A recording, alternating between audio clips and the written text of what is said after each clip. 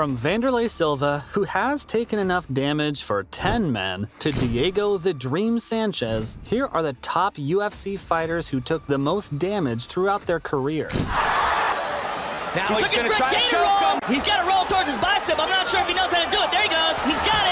Starting off with none other than Rich Franklin. He's one of the good guys in the sport, like the definition of a gentleman in a place where people beat the crap out of each other for a living. Like, I used to think this dude was invincible because he literally wouldn't take any damage. But you know how it goes, the cage is only so big and everyone eventually falls. Even a smart fighter like Franklin can't avoid taking some hits in the long run. It's not just the losses he's had either. The dude has taken some serious damage even in his victories. Like, he broke his arm in a fight with Chuck Liddell, and he took some pretty hard shots in both his wins over Vanderlei Silva. It's gotten to the point where in his last fight with Silva, he got punched so hard in the second round that he straight up doesn't remember the rest of the fight. And then in his fight with Kung Lee, he got knocked out cold with a single punch in the first round. It was super sad to see him lying there like that, man.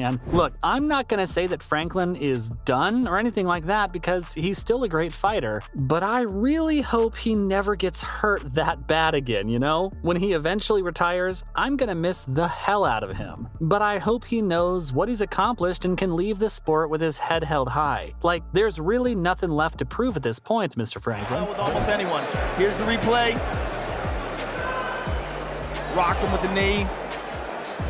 But if you think Rich Franklin is tough, this guy, that times 2. It's Matt Mitrione. Like, have you ever heard of fighters getting hit so hard they get injured not once, but twice in the same fight? It's rare, but it happens. Just ask Matt Mitrione, who fought Travis Brown in 2016. During that fight, Brown landed a nasty punch that split Mitrione's eyebrow wide open. Blood was gushing out of it like a fountain, and by the end of the match, his eye was the size of a freaking golf ball. That's gonna leave a mark. But wait, there's more. As if that wasn't bad enough, Mitrione also managed to dislocate his shoulder during the same fight. And if you're thinking, ew, that sounds painful, you're absolutely right. In fact, there's a post-match photo of his shoulder bones sticking out in a way that will make you want to look away. It's crazy to think that one fight could lead to 2 separate injuries like that, but that's just how intense the UFC can be. These fighters put it all on the line every time they step into the octagon, and sometimes that means coming out with a couple of bumps and bruises. Or in Mitrione's case, a gnarly dislocated shoulder and a golf ball-sized eye. Slice. And there it is. Mitrione had time to set that up too. Big leg kick.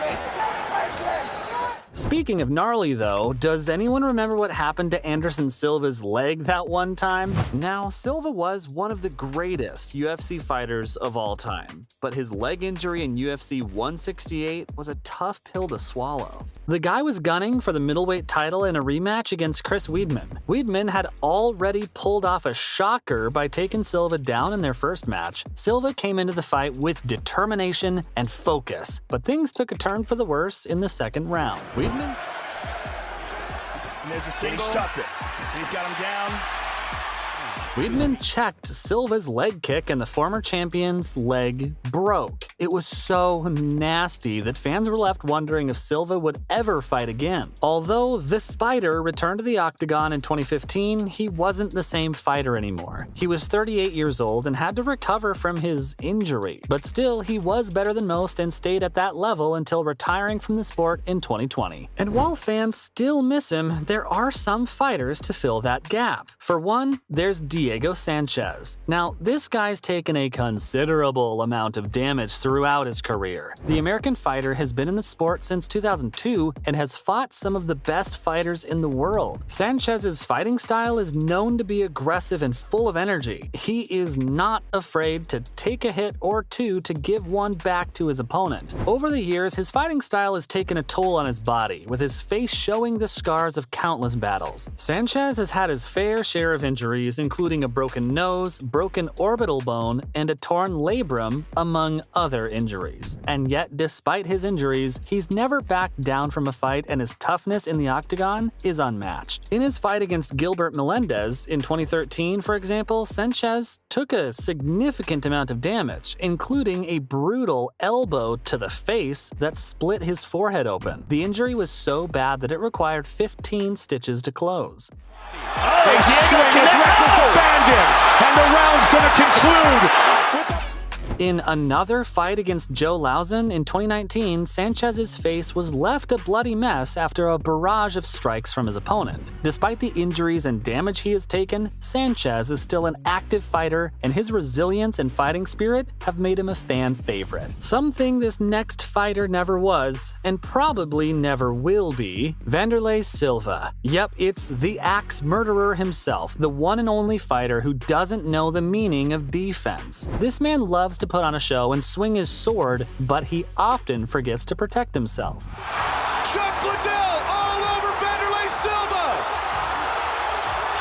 Silva's in trouble. It's no surprise that he's made it onto the list of fighters who have taken the most damage. When Wanderlei loses, he doesn't just lose. He gets absolutely smashed. Some of his defeats via KO/TKO have been downright savage. Like when he got flattened by Dan Henderson, Mirko Krokop Filipovic, Chris Leben, and Quinton Jackson. But let's not forget the punishment he's taken in fights where he's still standing at the end. Even in his losses to Chuck Liddell and Rich Franklin, Wanderlei took some serious damage, and if you thought that was bad, wait until you see the damage he takes when he wins. In both his victories over Brian Stann and Kung Lee, he got hit pretty hard. But despite all the punishment he's taken over the years, Wanderlei has always been one of the most exciting fighters to watch. His never-say-die attitude and warrior spirit have won him the hearts of fans all over the world. And while I don't know about winning hearts, this next fighter sure has won a lot of fights. Conor McGregor. But even despite his success in the octagon, the Irishman is no stranger to taking some damage, but his fight with Dustin Poirier in the UFC 264 was a nasty one. It was the main event to settle their score once and for all, and boy did things get ugly. After being respectful in their second fight, the two fighters turned up the heat for their trilogy bout.